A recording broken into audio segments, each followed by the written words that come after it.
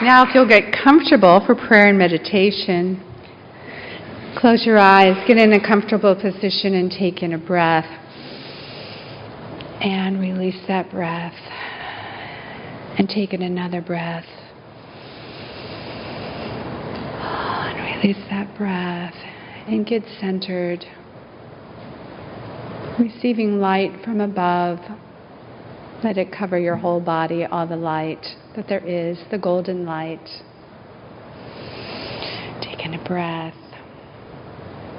And I want you to think about a woman in your life who helped you, who taught you, who guided you. A woman who made a difference in your life. Might have been your mom, might have been somebody on TV. Might have been a scientist, might have been a teacher, might have been a distant great aunt. I want you to visualize them in your space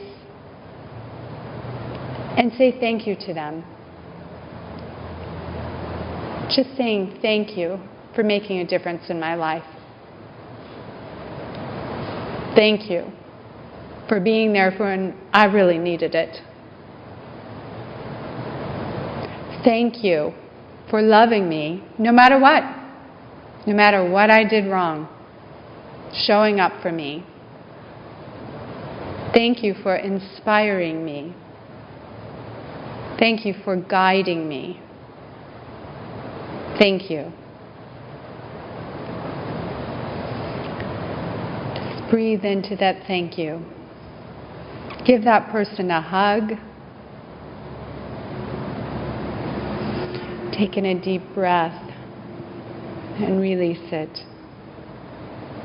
Saying thank you to God and the universe that that person came into your life and you got to cross paths with them.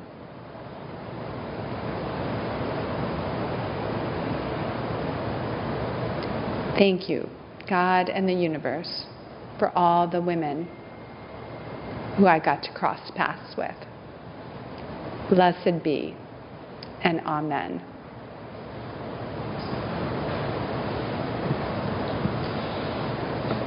So I have to start my sermon today with a disclaimer. I picked this topic, her story, the history of women, because I was 100% sure that February was National Women's History Month. As it turns out, it's not. It's actually March. But being a woman of courage, and being willing to role model imperfection publicly, I decided to proceed. I also decided that if we celebrated women's history for 2 months in a row, it would be okay. Because women have been left out of history for centuries. I don't know if you noticed that. In 1995, I want to tell you the story of my oldest son who was dying to have a Lego set of medieval castle. It was a large set, it was an expensive set, but his heart was set on it. And so for Christmas, he got the medieval castle, 1 billion pieces to put together. And what I noticed about it is that it had guards in it, little Lego people, and it had knights in it, and it even had a king in it, but no women. Not one Lego woman. So I wrote to the Lego company and I asked them, how is it that we got out of the medieval ages, since in your medieval times there were no women? How did procreation happen?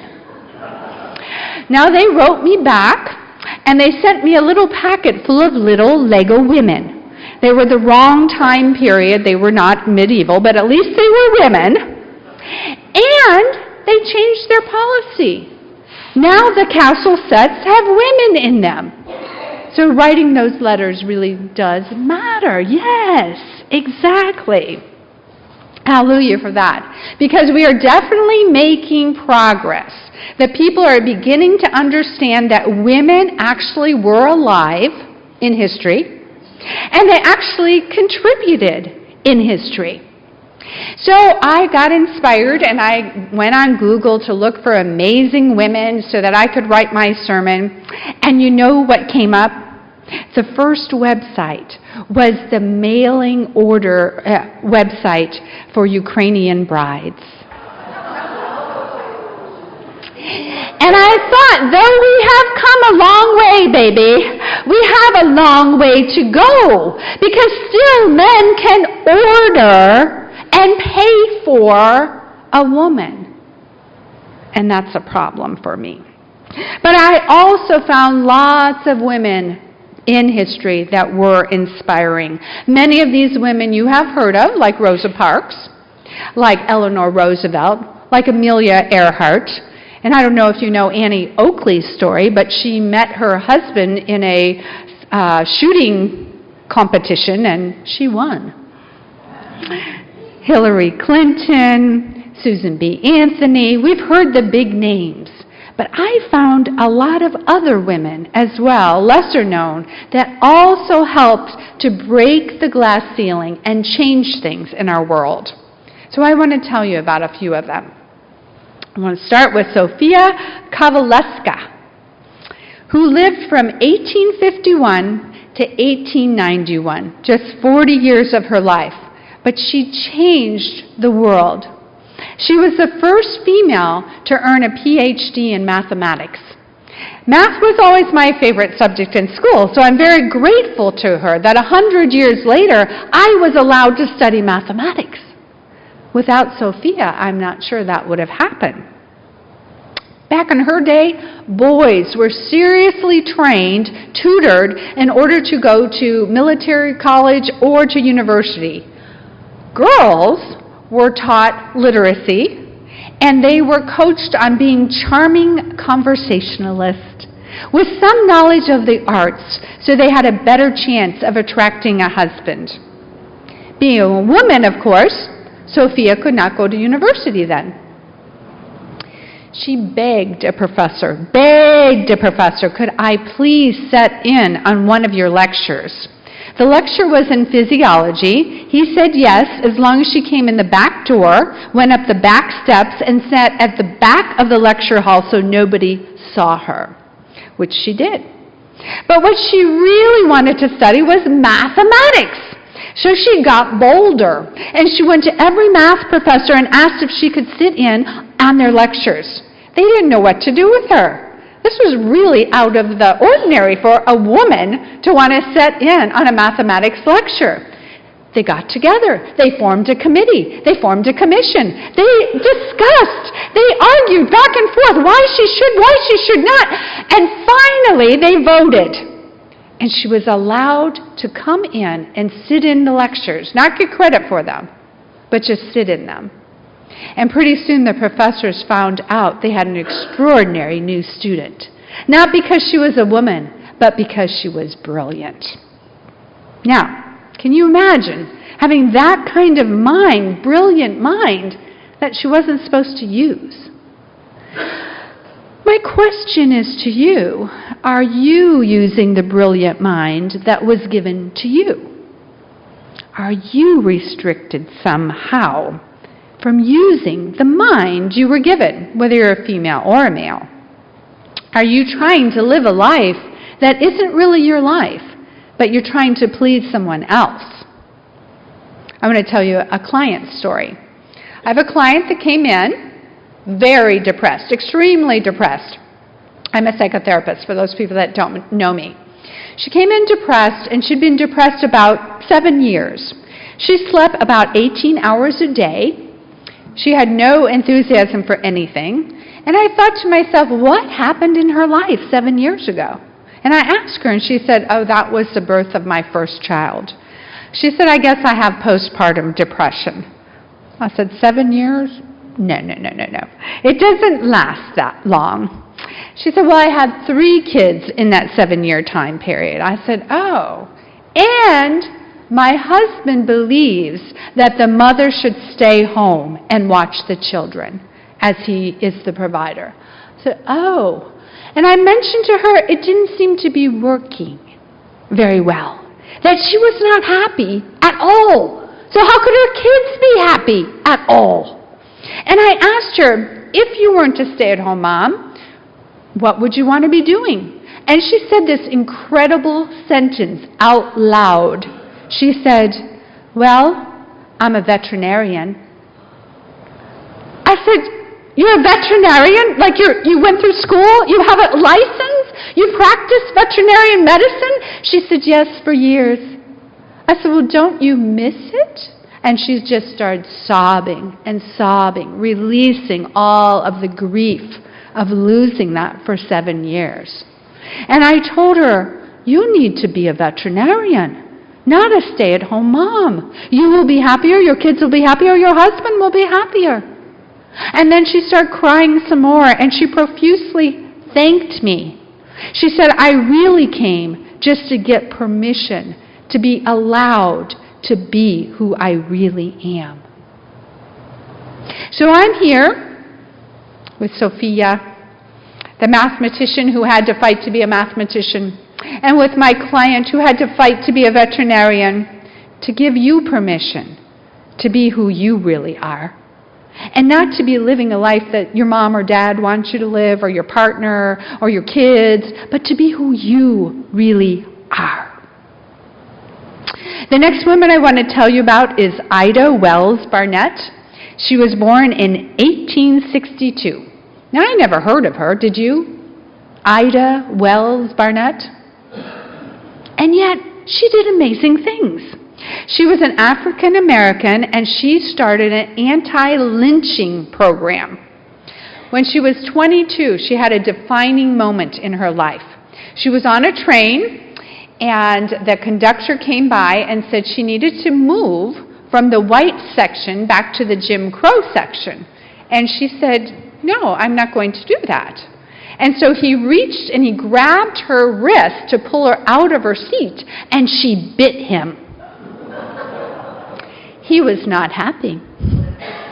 He got some other men to come along and yank her out of her seat, and they threw her off of the train, literally threw her off the train.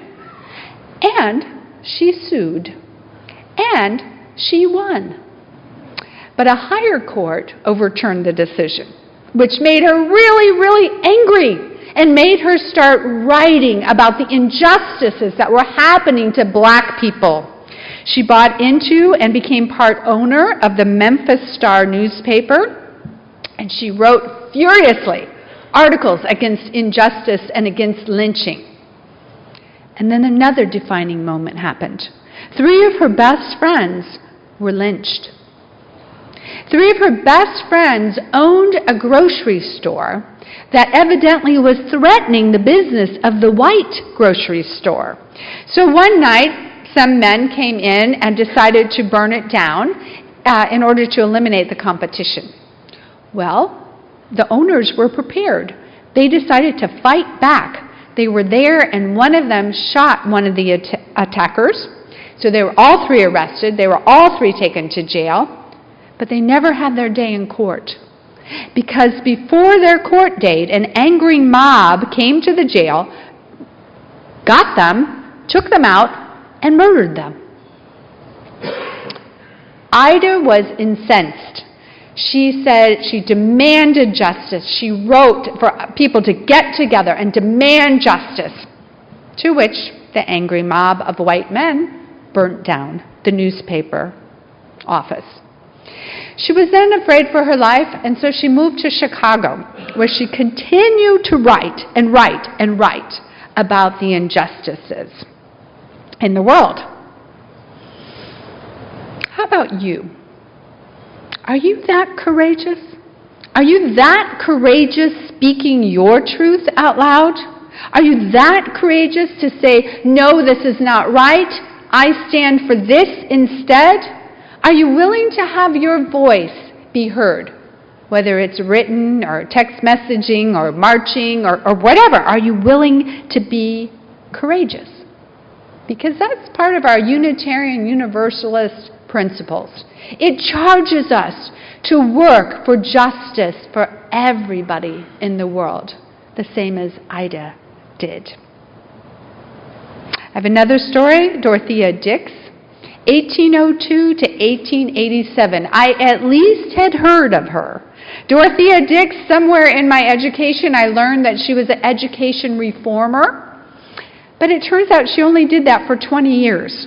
She was a teacher and an education reformer for 20 years.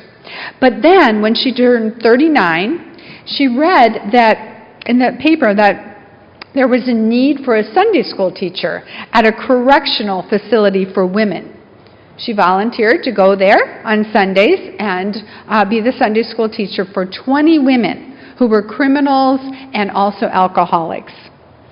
When she visited the jail the first time, she was astonished. And I quote, "I found some mentally ill people confined in unheated rooms, closets, cellars, stalls, and animal pens. They were chained, naked, beaten with rods, and lashed into obedience." She suddenly changed her focus and became dead set on prison reform. She, in 4 years, went to 18 prisons all around the state. She visited 300 county jails and more than 500 almshouses. She protested in court for every single one of them, how people were being treated poorly, and she won every single case. Now, for any attorneys here, you know that's a really good percentage. 100%. But she didn't stop there. She went to Halifax, to Toronto, to Scotland, to Norway, to Russia, and Greece, and Italy, and Holland, and she visited all of their prisons. And she went to court for all of those prisons, and she won every single case. She's said to have never lost a case in her life. But then the Civil War broke out in America, and she decided she needed to go back and help during the war. She signed up as a volunteer nurse, and soon she became the chief of nurses. She was on the front line nursing. She was the Florence Nightingale of Civil War. And the remarkable part to me was she was in her 60s while she was doing this. In fact, when the war ended, she was 63 years old, and she weighed 95 pounds. But she didn't stop there. She had 22 more years of her life that she worked for hospital reform and founding hospitals. She died at age 85. I would say a life well lived. An amazing life. But what I liked most about Dorothea was that, besides everything she did in one lifetime, she's an inspiration for sure, but what I liked the most was she was happy. She was a happy person. Wherever she went, she spread happiness because she was in service. So if you are not living a life well lived, I encourage you to get more into service. Because I think that's what our mission on the planet is, to get to love ourselves, and then to extend that life outward into service with other people. The women I'm telling you about worked for positive change in the world. They were of service to the world. They moved us just a little bit closer to a whole planet, which is, of course, our goal as Unitarian Universalists. I think that's what all the great religious leaders knew, and they tried to teach us, not to be a Christian, but to live Christ-like. Not to be a Muslim, but to live Muhammad-like. Not to be a Buddhist, but to live Buddha-like. How we live our life matters. These women are inspirational because they showed us how to live our life.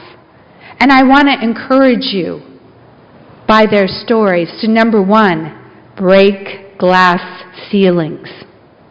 Be willing to live the life that you were born to live. Use the talents that you were given.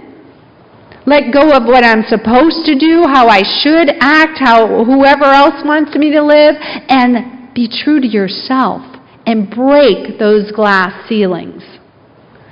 Number two, use your courage. Use your courage to stand up for injustices. Use your courage, your voice, to stand up, even in your home, to say, hey, that's not right. To stand up at your workplace, hey, I'm not willing to do that. To stand up in the larger world, show up for walks, marches, show up for writing to your senator, show up to say, no, that's not right. Show up to the Lego company to say, hey, wait a minute. You left out the women. Be willing to be courageous. And lastly, commit to living a life, a well-lived life. So that when you leave this planet, you will have lived. Not just existed, but you will have lived a life of service, a life of giving change to our world, moving the world just a little bit closer to awakening and wholeness and world peace. I think you can do it. I love you. May it be so. Amen.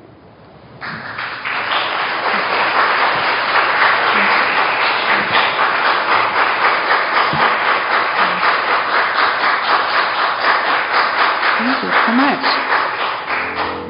As you go forth this week, break that glass ceiling. Hold out your hands in love to every person. Let's not just have his story. Let's not just have her story. Let's have our story of world peace. Blessed be.